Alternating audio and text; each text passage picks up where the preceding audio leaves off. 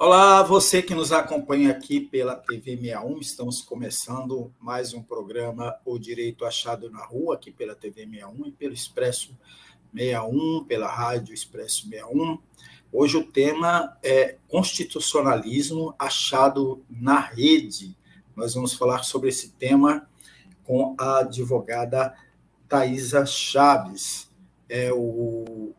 O constitucionalismo achado na rede, um repensar sobre o direito humano, a comunicação e proteção contra as formas de submissão maquínica, é o título da dissertação de mestrado da Thaisa Chaves. Esse será o tema central da nossa entrevista, mas nós vamos avançar sobre outros temas que essa sua dissertação nos suscitar. A Thaisa Chaves é advogada graduada em Direito pela Universidade Cândido Mendes, do Rio de Janeiro. Conquistou o título de mestre em Direito, Estado e Constituição pela Universidade de Brasília, UNB.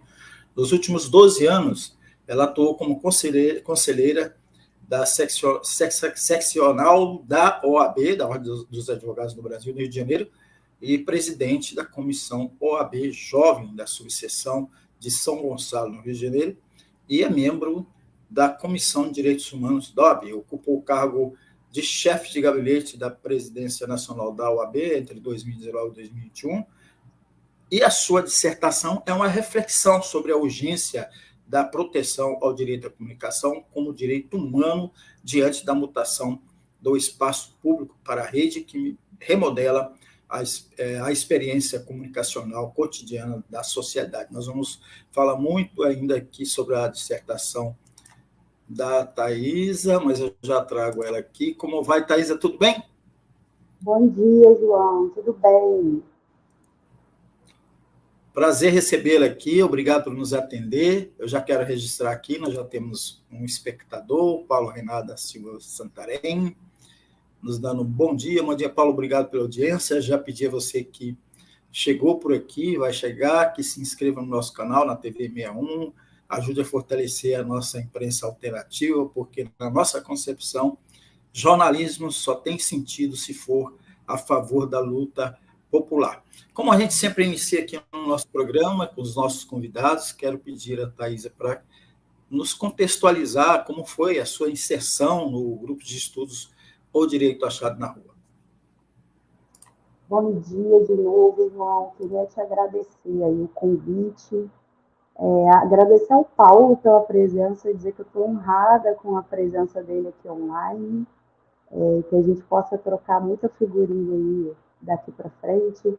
E ao professor José Geraldo, que eu não posso nunca deixar de mencionar, que foi grande incentivador dessa pesquisa, né? Eu ingresso no grupo do Direito Achado na Rua, primeiramente como aluna especial lá em 2019, que é o momento que eu vou morar em Brasília, né? Como você disse aí, eu atuei como chefe de gabinete do Conselho Federal da Ordem dos Advogados do Brasil, e tive a sorte, né, de poder ingressar nesse grupo, e a partir dos estudos, das aulas do professor José Geraldo e das atividades coletivas que ele fomentava em sala de aula, eu tive contato com o coletivo e comecei a me sentir implicada em poder analisar a questão do direito humano à comunicação nesse contexto das mídias sociais, né?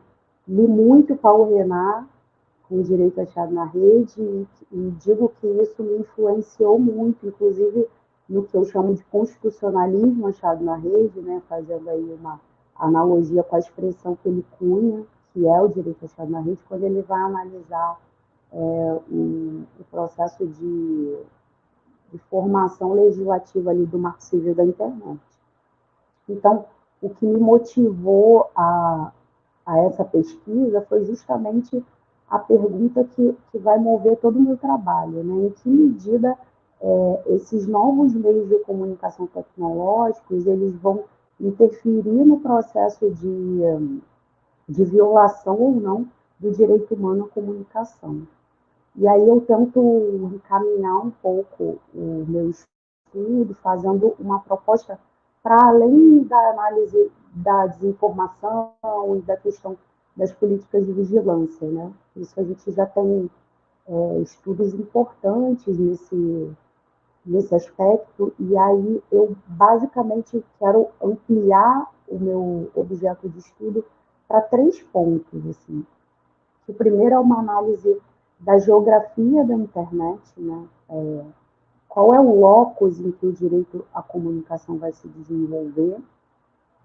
Num segundo momento, eu busco analisar a arquitetura da rede, o que eu chamo de arquitetura da rede, ou seja, sobre quais pilares a rede mundial de computadores vai se fundir, e aí sempre por uma perspectiva crítica e decolonial, apesar do tema da decolonialidade não ser o tema central da minha pesquisa, mas é impossível não analisar esses aspectos, o aspecto da decolonialidade nesse processo de construção em que a internet vai se basear, né? E, por fim, a proposta do constitucionalismo achado na rede ali, que vai ser o fio condutor dessa interface, até como o próprio Paulo Renan disse no programa seu que eu assisti, dessa interface entre direito e tecnologia. Então, é basicamente isso que vai me levar à proposta de pesquisa em si, né?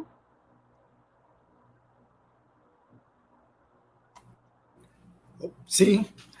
Só lembrando que o Paulo Renan foi um dos nossos entrevistados aqui, justamente sobre esse tema aí correlato ao seu. Eu assisti. Você E eu assistiu, né? referencio o programa, eu assisti e referencio o programa na minha dissertação. Olha, que bacana, que honra para nós. E ele criou um projeto chamado Direito Achado na Rede, acho que é isso, Direito Achado na Rede, né? Exatamente. Você É ele que mencionou aí. cria essa expressão. Isso. Isso Então, aí, assim, Paulo. João, dentro desses 3 aspectos, né, que eu vou tentar buscar entender esse processo de violação do direito humano à comunicação, eu vou começar a analisar o que eu chamo da geografia da rede, né, da geografia da internet. Então, qual é o locus, qual é o espaço político em que o direito à comunicação ele vai se desenvolver? E aí a gente se depara com o primeiro grau aí de complexidade em analisar esse território, justamente pelo até o que a gente está vivendo aqui nesse momento. Assim. A noção de espaço e tempo na rede ela é absolutamente flexibilizada, né? Então, a internet ela vai invadir territórios, ela vai afetar jurisdições, soberanias dos estados. Hoje você está em Cuiabá e eu estou aqui no Rio de Janeiro, a gente está numa flexibilização de espaço e tempo, podendo conversar numa distância aí de milhares de quilômetros, né? E conversando aqui como se a gente estivesse tete a tete, presencialmente. Então, exemplos dessa invasão de jurisdição, invasão, inclusive, de essa fluidez em que a rede se perpetua e vai invadindo processos políticos dos países, por exemplo. A gente lembra que há pouco tempo, no dia da votação do PL das fake news, o Google, além de ter colocado no seu buscador, né, na página principal do buscador, informações contra o projeto de lei das fake news, ele comprou um anúncio de página inteira na Folha de São Paulo e colocava lá em aspas, assim, cadê? É um projeto de lei que pode piorar a sua internet.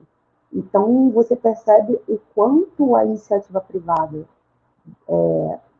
que se consubstancia, né, nas empresas de tecnologia pode afetar processos políticos nacionais, né, invadindo a nossa soberania, inclusive. Um outro exemplo que eu acho bem importante dessa invasão também nas jurisdições e a falta de obediência, né, das empresas globais às jurisdições pátrias, né, dos seus estados, é o caso da Justiça Federal do Espírito Santo, que inicialmente tinha fixado uma multa para o aplicativo Telegram de R$ 100 mil para que ele pudesse derrubar o sigilo de grupos neonazistas que ocorriam no aplicativo. Obviamente, o que são R$ 100 mil para o Telegram? E ele descumpriu a decisão, e aí, após isso, a Justiça Federal fixou uma multa de 1 milhão dia para que ele pudesse divulgar esses dados para a Polícia Federal naquele caso dos ataques às escolas em Araracruz, no Espírito Santo, que deixou 4 mortos. Então, 4 pessoas mortas. Então, você vê a falta de descompromisso, né, em que os meios de comunicação digital têm, justamente por essa questão da fluidez em que a internet se coloca, que você tem algo global, mas que colide frontalmente com questões de soberania nacional, com questões jurisdicionais importantes, né? Então,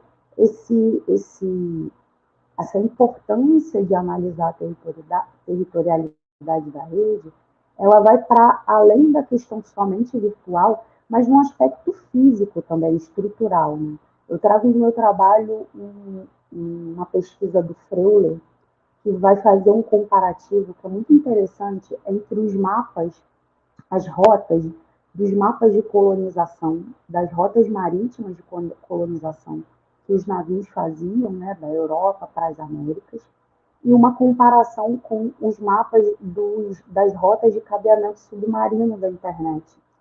E estarrecedor a semelhança, porque eles cumprem exatamente as mesmas rotas marítimas, e que a infraestrutura da internet ela carrega consigo também traços de colonialidade do norte global para a periferia do mundo, né, para os países periféricos.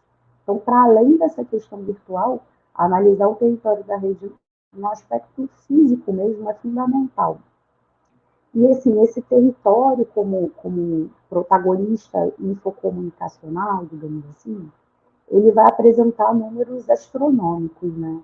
No Brasil, por exemplo, tem uma pesquisa feita pelo International Union Communication, ITU, que vai dizer que 71,91% da população brasileira são usuários individuais da internet. A gente está falando aí de mais de 150 milhões de pessoas, 152 e alguma coisa de pessoas. Ao passo que 20 e tantos por cento da população não tem internet. A gente viu o quão isso é grave aí na época da pandemia. O abismo social digital que se instala entre as pessoas com acesso e as pessoas sem acesso à rede.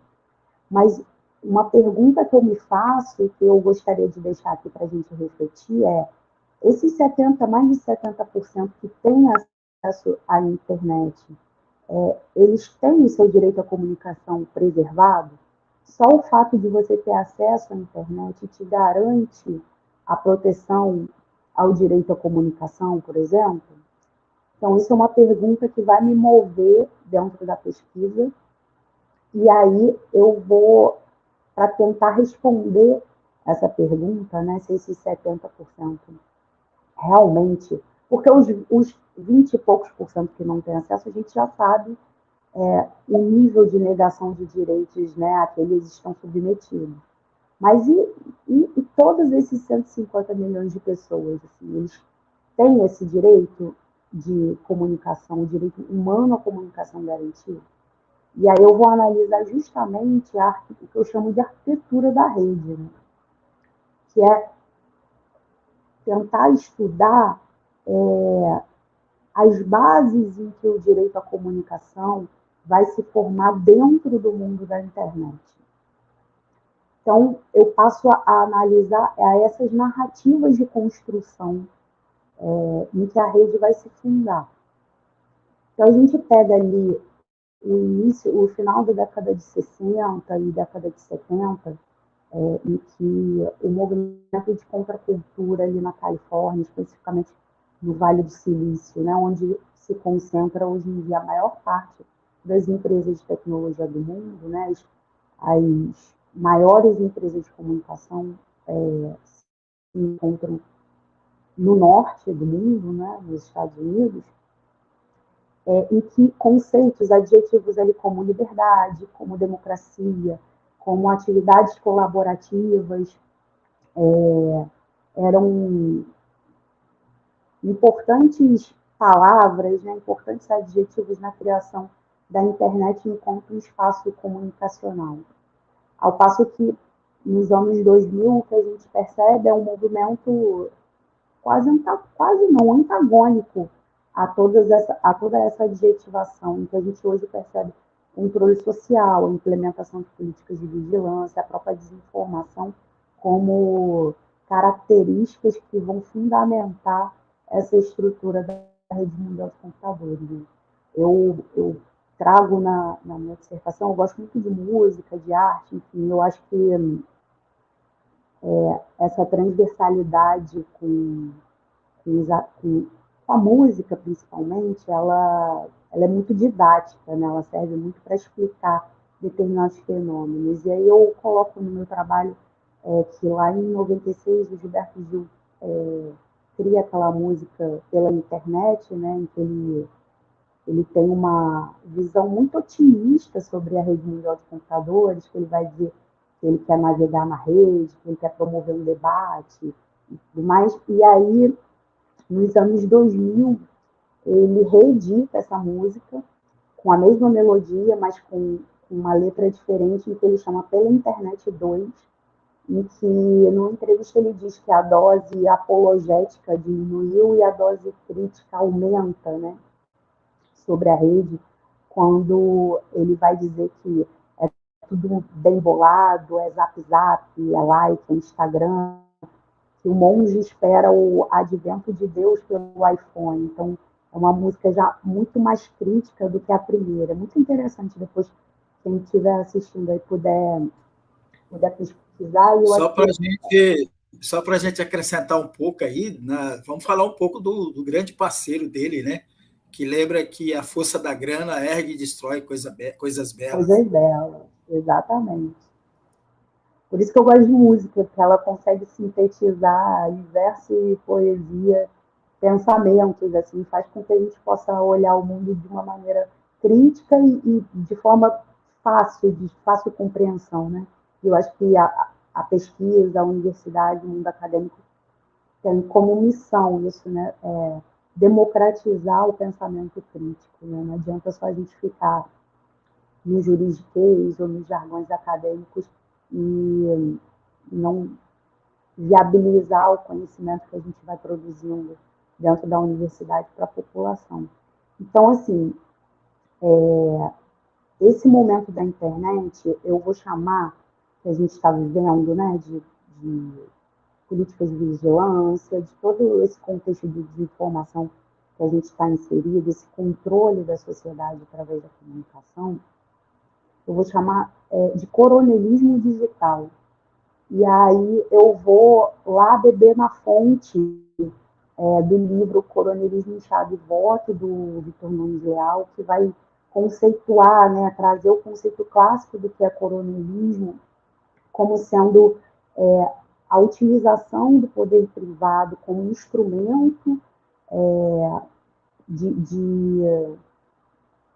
como instrumento para o poder público, né, que não consegue dar conta de determinadas políticas públicas, que no caso o coronel agia com a máxima liberdade ali na questão da política de segurança pública, nos destacamentos militares do interior do país, e eu arrasto esse conceito clássico, estou até usando o termo bem de internet, né?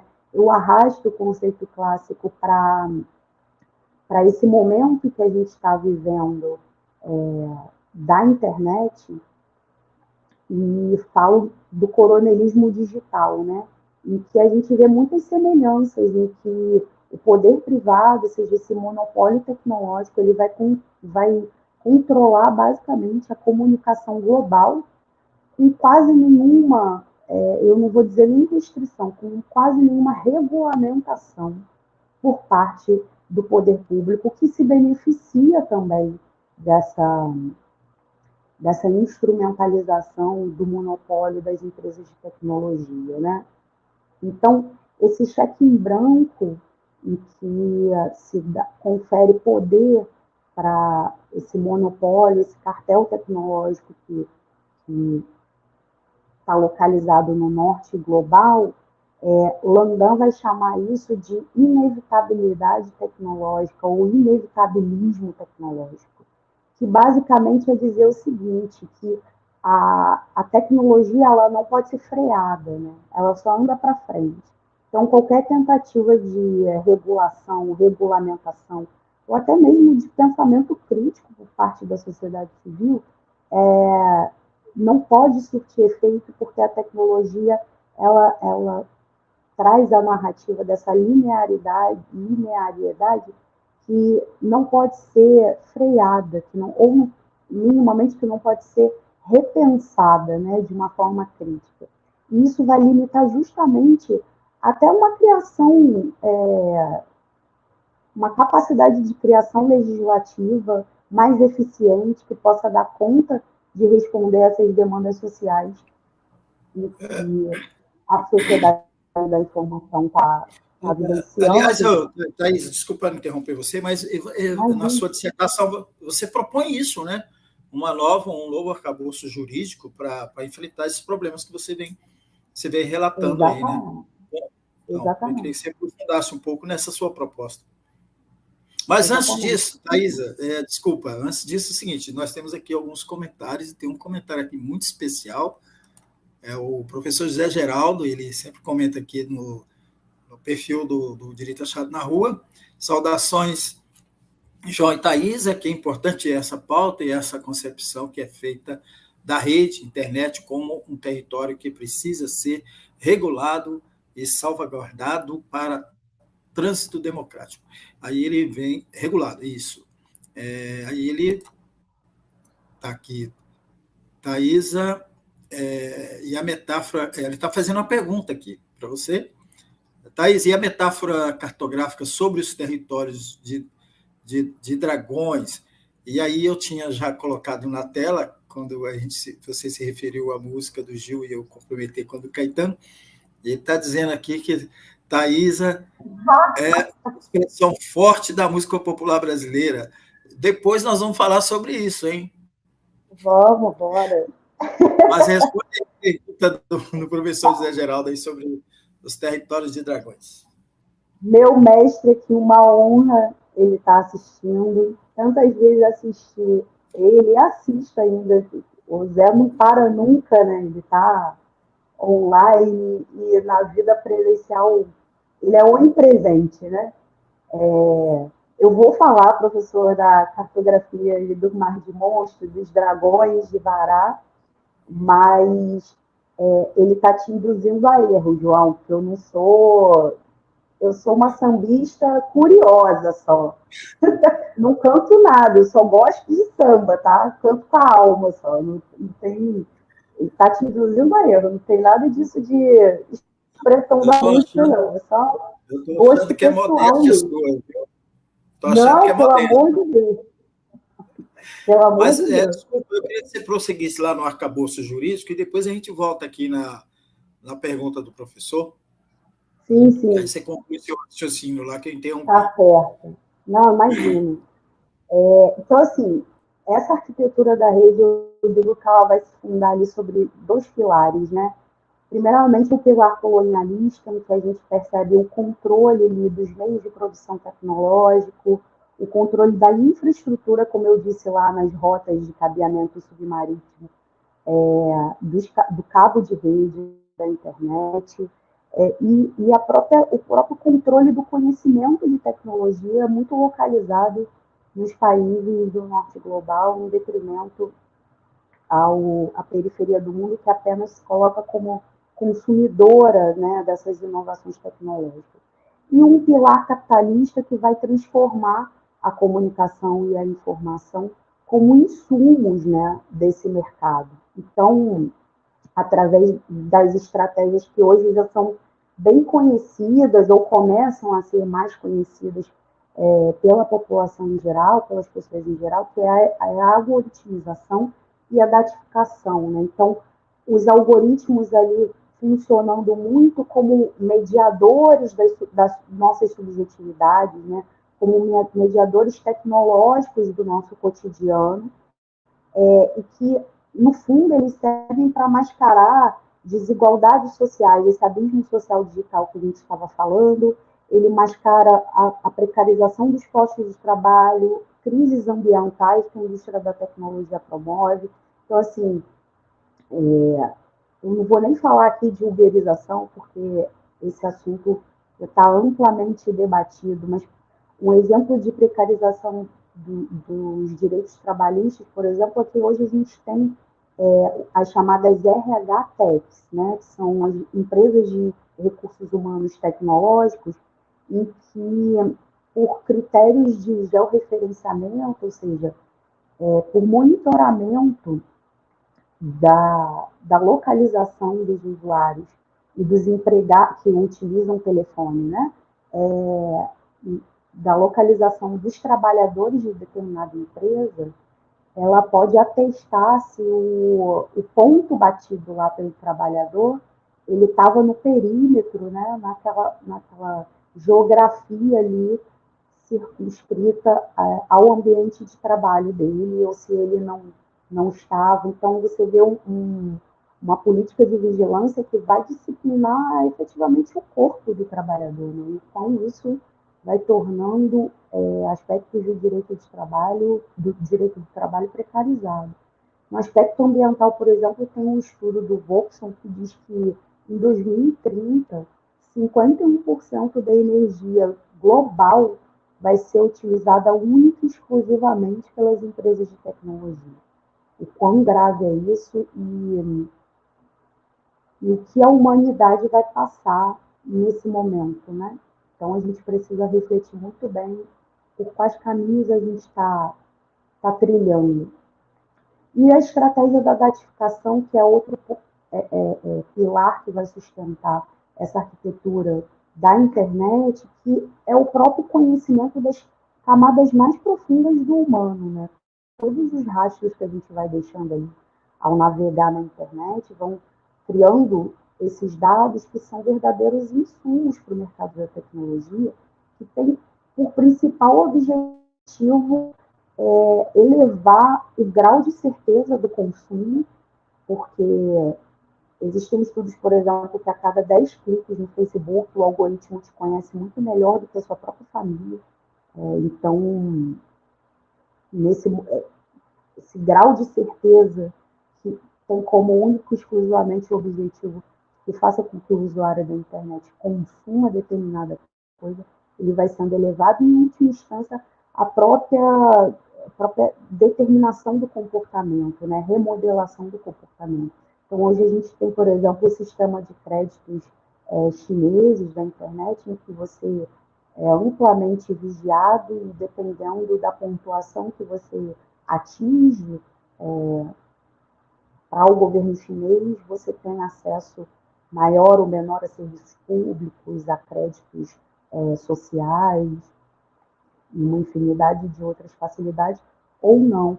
E entre outros aspectos, assim, por exemplo, a Ford tem um protótipo já de um automóvel inteligente em que, constatando, né, em que o usuário atrase o pagamento ou esteja em mora no pagamento, seja do seguro ou da própria aquisição do veículo, o veículo volta sozinho para a concessionária. Então, é a tecnologia maquinizando os nossos corpos, né? Como eu digo, a proteção contra formas de submissão maquínica. Nossos corpos como extensões da máquina, em que, em última instância, vão remodelar o comportamento humano. Porque, aliás, né, Thaís, os corpos são remodelados por esses aplicativos, né? Sim, também, né, os com aplicativos. filtros, né, e tudo mais, né? Até isso e cria-se uma ilusão aí, né? Exatamente. Essa problema com a autoimagem, né, principalmente na juventude, aí,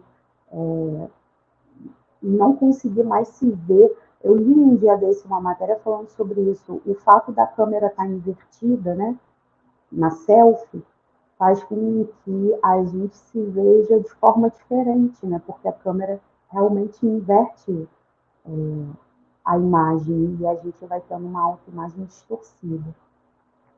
E aí, por fim, eu trabalho nessa possibilidade do constitucionalismo achado na rede. Então, como eu tinha dito lá no início, eu me baseio muito na expressão criada pelo Paulo Renar, que vai cunhar o termo direito achado na rede, e eu vou dizer assim, olha, existe o constitucionalismo achado na rede como um constitucionalismo transformador, né? Então, a partir da investigação dessa agenda político-econômica que funda as bases da internet, e que é muito difícil a gente conseguir investigar justamente pela liberdade com que esses conglomerados econômicos de tecnologia agem, né, globalmente, a gente vai, a partir dessa investigação, utilizar o direito constitucional como um fio condutor dessa relação entre o direito e a tecnologia. E aí a gente encontra inúmeras dificuldades, assim. E eu acho que a principal delas é justamente a ambivalência da internet, né? Eu vou falar de novo aí de uma música, agora do meu ídolo mor, Chico Buarque. Ele tem uma música chamada Copo Vazio, e aí ele diz assim, é sempre bom lembrar que um copo vazio está cheio de ar, né? E eu acho que a rede é exatamente essa alegoria, né? Ao mesmo tempo em que você tem inúmeros benefícios trazidos pela tecnologia, e o meu trabalho de forma nenhuma tem o intuito de criticar por criticar, porque a gente sabe o quanto a humanidade vem evoluindo, desculpa, através dos avanços tecnológicos e no campo comunicacional principalmente. Volto ao exemplo aqui de como a gente está distante e ao mesmo tempo próximo, né, ao vivo aqui. Ela também traz o copo vazio, ao mesmo tempo que ele está cheio de ar. Então, assim, o copo cheio de ar é a possibilidade do aumento de acesso à informação, a percepção do ingresso do campo, do oriente do mundo, né? Ter importância no cenário geopolítico através da técnica.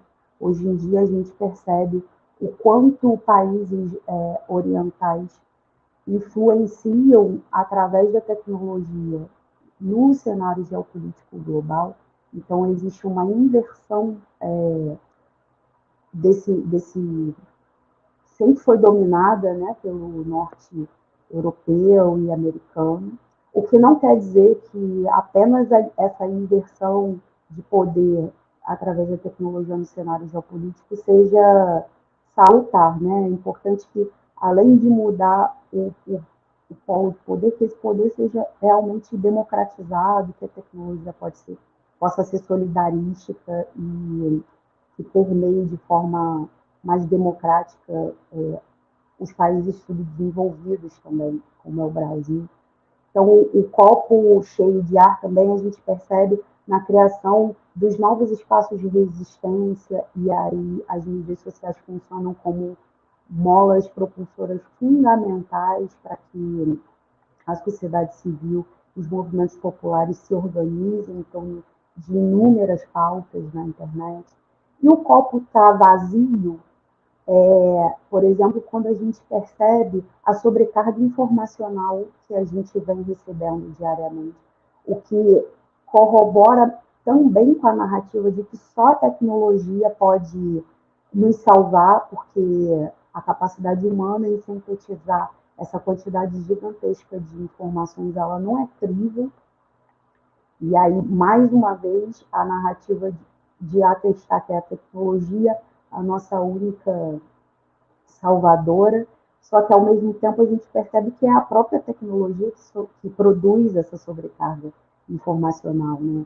A pós-verdade ali como verdade de consumo, em que as nossas escolhas elas vão ser baseadas não na verdade científica ou na empírica, mas na questão dos afetos, né? a política de desinformação como um fundamentalismo ali de dominação intelectual. A gente percebe o copo vazio da internet no próprio enfraquecimento da democracia, em que a gente tem ali as bolhas epistêmicas, né, as bolhas de filtro, em que o contato com a diversidade de opinião, o contato dialógico, né, que pressupõe opiniões convergentes e divergentes para que se chegue a um consenso, ele é absolutamente minimizado ou até mesmo extirpado, né, das nossas redes, dos feeds pessoais de cada um. A gente só tem contato com o que nos agrade e o que é comum ao nosso pensamento, sem conseguir dialogar com opinião com o que é diverso, e que culmina numa espécie de tribalização, né? Em que você vai criando tribos digitais, em que, ainda que você seja confrontado com opiniões diversas, se você não pertence à tribo a que eu pertenço, eu vou te alijar do meu processo dialógico e você se torna um inimigo. Então, a gente percebe hoje essa polarização muito numa visão quase infantilizada da sociedade, de medo, né, de todas as mudanças que a tecnologia vem promovendo, numa tentativa de resgate desse mundo anterior, desse mundo analógico anterior, em que a gente vai se reunindo ali em tribos, a gente vai projetando de forma paranoica o inimigo, porque o inimigo são os outros, e o inimigo é aquele que pensa diferente de mim, e eu não preciso e nem quero dialogar com ele, porque ele faz parte de outra tribo digital. Então, o enfraquecimento da democracia é um subproduto importantíssimo disso, né, desse processo de fragilização através da tecnologia, esse copo vazio da internet. O grande exemplo disso é o que a gente viveu, né, nos últimos 4 anos, e a manipulação para a manutenção desse governo fascista que a gente viveu e que continua aí, né? Essa manipulação continua, as pessoas continuam, felizmente, muito reduzido, mas infelizmente muito raivosos ainda, e, enfim. Mas, Thaís, eu queria avançar com você com outros pontos aqui, mas vamos responder a pergunta do professor José Geraldo, mas antes disso, tem um comentário aqui do Paulo Renato. Aí ele fala aqui, ó: reconhecer o digital como espaço de disputa é uma decorrência de levar o espaço público como campo de luta legítima por direitos, exclama ele. Vamos lá para a pergunta do professor José Geraldo, está aqui. Taísa e a metáfora cartográfica sobre os territórios de Dragões. Então, vamos lá. Eu vou começar essa resposta falando exatamente, começar pelo constitucionalismo achado na rede, né?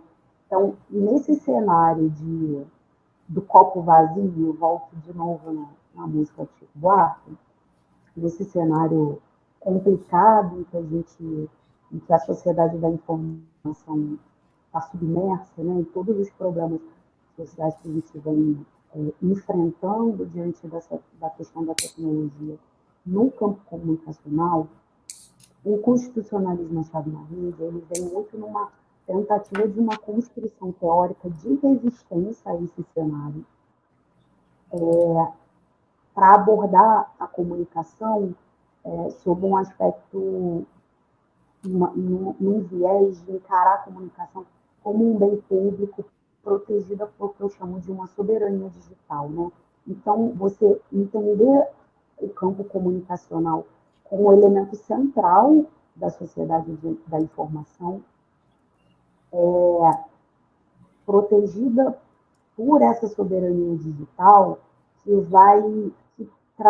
se traduz como uma capacidade de elaboração de tecnologias emancipatórias. Então, tudo isso que a gente viu de problemas em que a sociedade da informação vem enfrentando, a gente percebe o quanto viola o direito humano à comunicação e quanto o direito constitucional pode ser importante como pensamento teórico de resistência a isso, para que a gente possa, através dos movimentos sociais, e que isso possa ser traduzido na nossa normatividade e com a regulamentação constitucional das empresas de tecnologia comunicacional,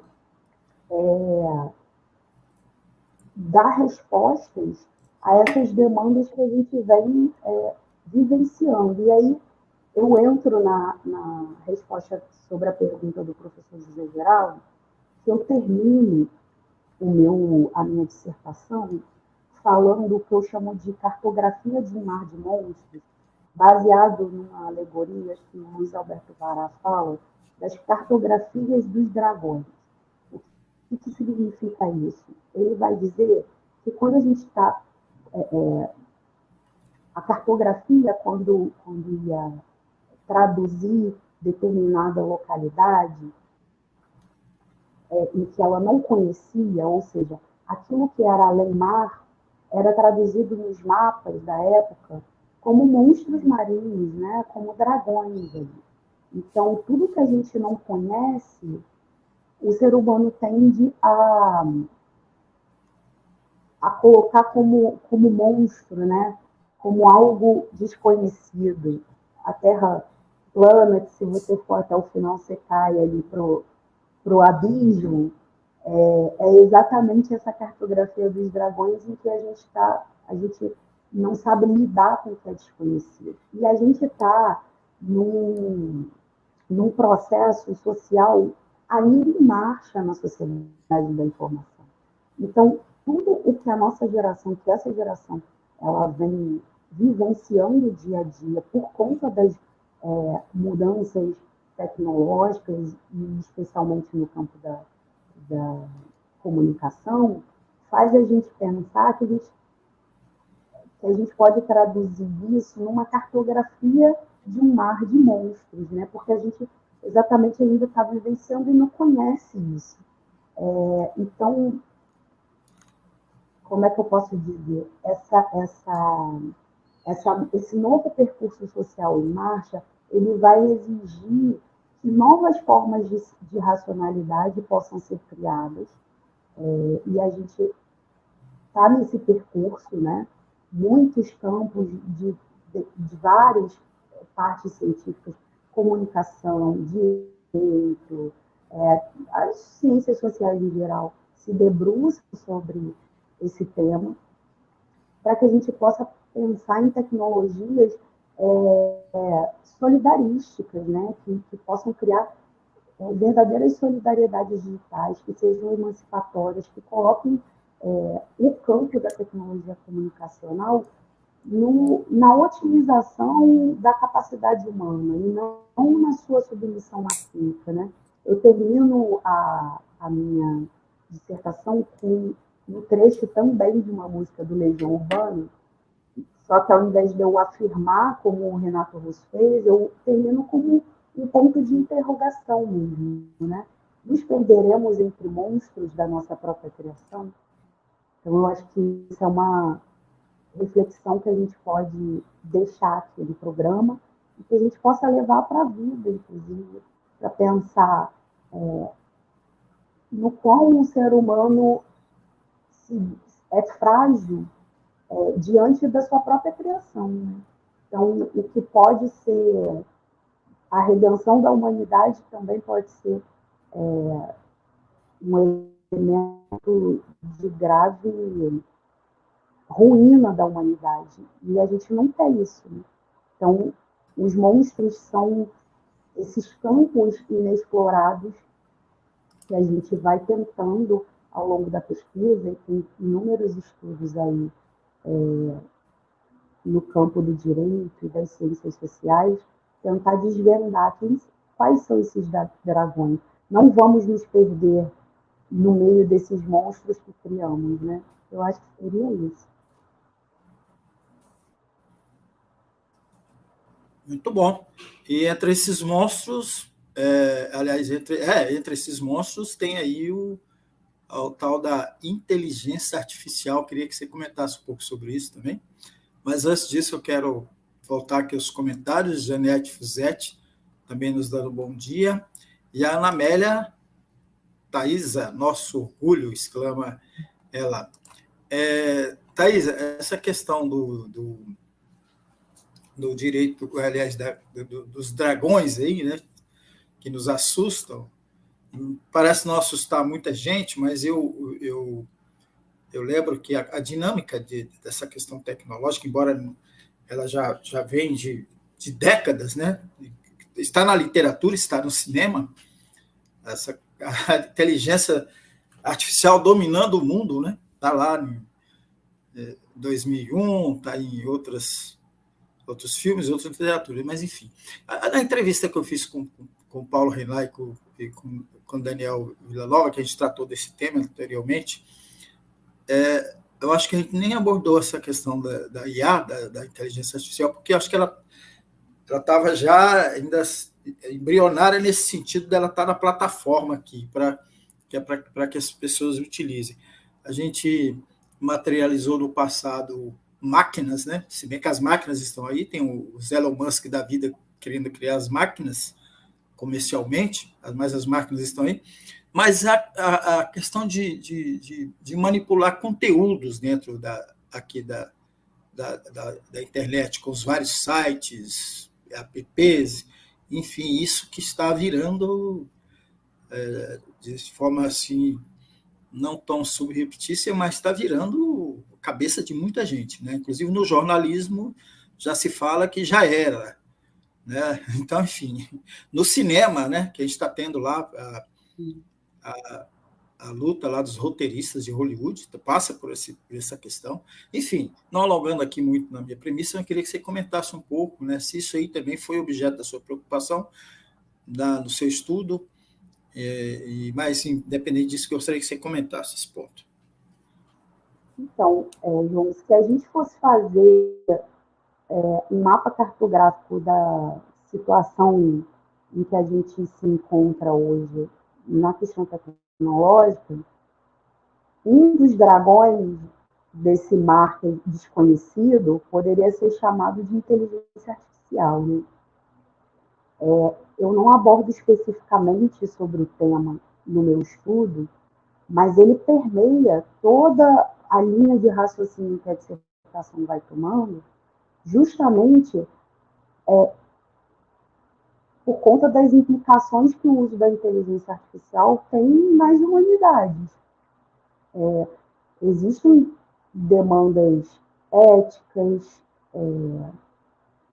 morais, em que os estados e a legislação brasileira especificamente, e não só a legislação, porque obviamente eu bebo da fonte do direito achado na rua e eu não tenho como falar de direito único e exclusivamente falando somente das normatividades positivadas, mas sim do que é criado na rua, criado na rede, né, enquanto espaço público, em que as pessoas e a sociedade não está se dando conta das mudanças que isso pode implicar no cotidiano e na nossa própria existência. Assim. Então, quando eu digo que a gente tem um arcabouço constitucional fragilizado, que apenas concede poderes às empresas de tecnologia, porque não dá conta de cuidar e regulamentar a tecnologia no nosso cenário legislativo, no cenário legislativo brasileiro, eu implicitamente digo que a inteligência artificial também está nesse bolo, né? Também é um desses monstros. Então, eu não tenho uma resposta para te dar em como regular a inteligência artificial, porque isso é um estudo que demanda uma transdisciplinariedade gigantesca em diversos setores da sociedade para que possa poder pensar em como isso vai ser implementado. E o problema é que ele já está sendo implementado, mais uma vez, sem nenhuma regulação, sem nenhum tipo de regulamentação, e que a gente está sendo, mais uma vez, substituído aí pela inteligência da máquina. Você disse que o jornalismo, né, já dá conta disso como a possibilidade de acabar com a profissão, e o judiciário também está indo pelo mesmo caminho. A gente tem nos Estados Unidos um programa, que eu confesso que eu esqueci o nome agora, em que ele se utiliza da inteligência artificial, e aí foi objeto até de debate e denúncia na utilização desse projeto, porque o algoritmo tinha um cunho racista para poder classificar penalmente, criminalmente, determinados tipos de usuário, e aí ele quase que dava a sentença pronta ali para o juiz, e quando o réu ele era negro, a leitura algorítmica sobre o perfil daquela pessoa, ela era de um jeito, diferentemente do que era para um réu branco. Então, como é que você substitui? E o Brasil já vem utilizando isso também, ainda de forma incipiente, mas vem utilizando, também sem qualquer tipo de regulamentação. Como é que você delega a um algoritmo criado por um agente com convicções específicas e visões de mundo específicas que quem está utilizando aquele algoritmo ali desconhece, para poder julgar um caso com variáveis, com nuances que só a pessoa física, né, que só o juiz, o ser humano, vai poder analisar ali da melhor forma. Então, no campo jurídico, uma distorção da jurisdição, do próprio acesso à justiça, sem precedentes. Isso você vai levar para inúmeros campos da vida humana. Hoje você tem o chat GPT ali, que você pode produzir trabalhos acadêmicos. Então, tem muitas perguntas, mais do que respostas, né, para serem respondidas. Em que medida o campo de pesquisa vai ser afetado pela inteligência artificial, né? É a inteligência artificial que vai nos fornecer as informações, ou é o ser humano que vai descobrir coisas novas e vai poder pensar cientificamente sobre determinado tema? Como é que isso vai acontecer? E isso nos mais variados campos. Exatamente, Thais. Eu acho que o contraponto aí eu acho que vem da criatividade. Pela minha pouca experiência aí nesse site de inteligência artificial, percebi que tem um padrão, né? Se segue um padrão, uma coisa um pouco meio pasteurizada, e você não tem criatividade, né? No caso do jornalismo, ainda prevalece a apuração, né? Ainda tem várias situações, mas eu tenho percebido, por exemplo, no Congresso Nacional, os deputados e senadores, a maioria, esmagadora maioria deles, substituíram a assessoria de imprensa por social media, né? Pessoal, aquela moçada que vai lá cuidar de rede social, que vai fazer os vídeos para viralizarem nos plenários, nas comissões, enfim. Então, acho que ainda vai prevalecer a alma humana aí nessa questão, inclusive na questão jurídica. Muito bom. Eu queria. Assim, uma pergunta final que vinha me martelando lá desde o início, quando você traz a dominação econômica das big techs, né, que dominam essa questão da internet, das redes. O projeto, né, o projeto de dominação, e aí eu tenho um ponto da sua preocupação também com a colonização, descolonizar e decolonizar, e eu não sei se é exatamente esse raciocínio, mas pelo menos foi até onde eu entendi. Esse instrumento de dominação ideológica que é usado nas redes é um instrumento também para manter esse neocolonialismo que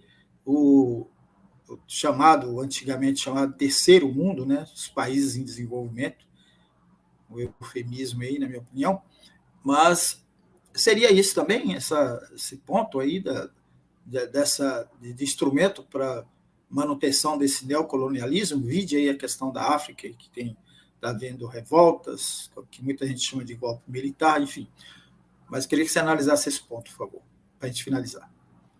João, é exatamente isso. Assim, a tentativa de eu analisar o local em que a rede vai se desenvolver, a arquitetura, né, os pilares de sustentação em que a internet é construída, a gente vai percebendo nuances importantes de traços colonialistas em toda essa criação, né?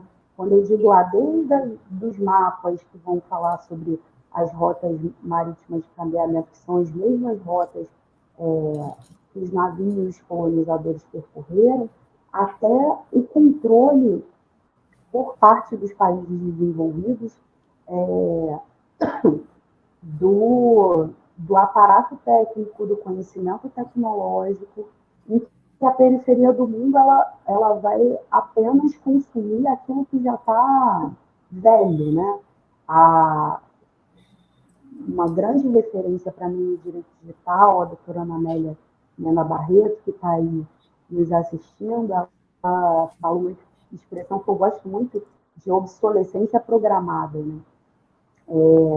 Em que os nossos equipamentos de tecnologia eles têm um prazo fixo quase para poder dar defeito, mas esse consumo da tecnologia em si, a utilização da tecnologia como facilitadora do nosso meio de vida, como facilitadora da comunicação entre as pessoas, ela já vem velha para a gente, né? A gente, quando eu digo que a mudança geopolítica, né, com o ingresso do cenário do Oriente na política global através da tecnologia, ela ocorre, mas o que a gente tem percebido é que, basicamente, ela só vai mudar do campo ocidental para o campo oriental, porque a democratização do acesso tecnológico, do saber tecnológico, a possibilidade de criatividade de novas tecnologias, ela não está ocorrendo, né? O monopólio a monocultura, eu gosto dessa expressão assim, a monocultura da tecnologia, ela é muito pobre em inovação social. A gente só vê mais do mesmo, aplicativos de redes sociais, independentemente de quem as cria, se é o Ocidente europeu e americano ou o Oriente chinês, japonês. Você só tem aplicativos para compra, você tem as redes sociais, né, as mídias sociais como dominantes nesse cenário comunicacional e uma pobreza absoluta em inovação tecnológica que possa ser criativa. Então, assim, ouvir a periferia do mundo, né, ou, ainda que não nos ouça, mas que a periferia possa se organizar e utilizar a tecnologia como instrumento de libertação e de resistência e de ampliação e luta por velhos e novos direitos, é fundamental. Assim. Eu vejo que se a gente não fizer isso agora, existe um livro interessantíssimo que fala uma etnografia sobre a tecnologia do oprimido. Ele vai lá na conceituação de opressão de Paulo Freire para dizer que a favela ela se utiliza da tecnologia, porque tem que se utilizar mesmo, mas para poder inovar e burlar o sistema de opressão que a própria tecnologia fomenta. Então, eu acho que é isso que a gente precisa fazer. Enquanto sociedade, enquanto movimento social organizado, provocar o Estado brasileiro para que a gente possa criar tecnologias que promovam emancipações. Né? Muito bom. Essa frase fecha com chave de ouro. Criar tecnologia que promova a civilização. Isso, né? A emancipação, né? A emancipação, exato. Nossa, me perdi aqui no meio. Criar tecnologia que promova a emancipação, acho que é isso. E a civilização também. Né? Mas, enfim, nós terminamos aqui o nosso tempo delimitado. Quero agradecer muito você que nos acompanhou. Pedir novamente que se inscreva aí na nossa TV 61, acione o sininho, dá o joinha, compartilhe essa entrevista maravilhosa aqui com a Thaisa Chaves. Quero fazer uma correção, eu mencionei que nas entrevistas com o Paulo e com o Daniel, nós não tratamos do tema, tratamos sim, com o Paulo foi tratado também inteligência artificial. Peço desculpa ao Paulo não, com o Daniel foi tratado a inteligência artificial. Peço desculpa, Daniel, desculpa aí quem nos ouviu erradamente. Mas, enfim, para aí que tem um comentário aqui, é o Paulo aqui, novamente, nos prestigiando. Parabéns pela conversa, exclama ele. Muito bom, eu quero deixar, então, para você, Thaisa, se despedir do nosso público, fazer suas considerações finais e agregar aí um outro ponto aí que eu não lhe questionei, que você possa considerar importante trazer para nós. João, eu quero te agradecer a oportunidade. Esse espaço é fundamental para a gente poder debater não só o direito ao Estado na rede, o constitucionalismo ao Estado na rede, mas tudo que o direito ao Estado na rua, enquanto expressão teórica e prática, né, que é justamente o que a mobilização social, o que esse sujeito coletivo de direitos vai reivindicando, e aí, por isso eu sou tão apaixonada pelo direito ao Estado na rua, porque ele vai se reinventando e se ramificando em inúmeros aspectos da sociedade, e eu acho que é exatamente isso o que eu entendo como visão de mundo, como acadêmica, como advogado, em que a gente possa extrapolar os muros da universidade e trazer para o cotidiano das pessoas um debate técnico, democrático, e que, basicamente, primordialmente, incite uma análise crítica sobre esses processos de opressão que a gente vivencia diariamente, seja na comunicação através